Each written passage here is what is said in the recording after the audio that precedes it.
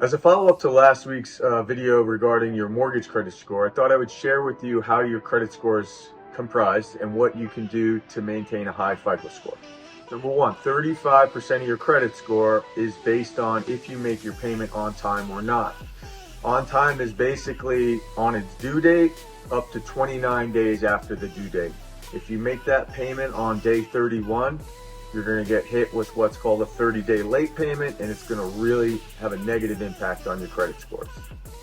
Next, 30% of your score is based on your revolving limits versus its balances. Ideally, you want your limit to be, or your balance to be, no more than 10% of your limit. Keep in mind that your creditor reports to the bureau one day a month. So if that payment gets there the day after they report to the bureaus don't know any better other than you have this big balance on this credit card.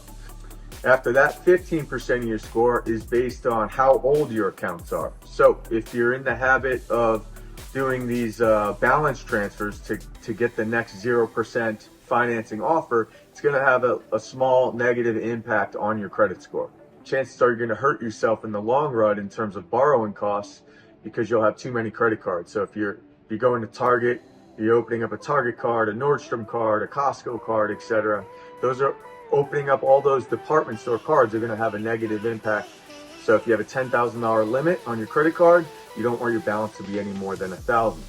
Side note, also, if you're in the habit of paying off your credit card every month, so make sure that if you're paying off your credit card every month, that you send that payment in before they report to the bureau so that the balance is reported low.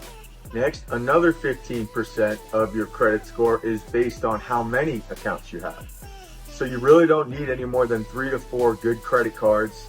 If you're in the habit of opening up a store credit card to get that discount, it's probably going to wipe out the savings of the 20% off that you may have gotten by opening the card, in the sense that your scores are going to be lower and you're going to have more expensive borrowing costs. Last is credit inquiries.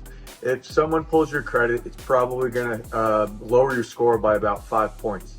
So try not to have your credit pulled unless it's something you absolutely need.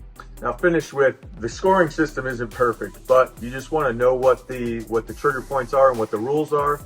Play by them so you get the best credit score. And for someone that has a 780 credit score, they're probably saving thousands a year in interest over someone that has a 660 credit score when you factor in credit cards, car loans, mortgages, and lines of credit.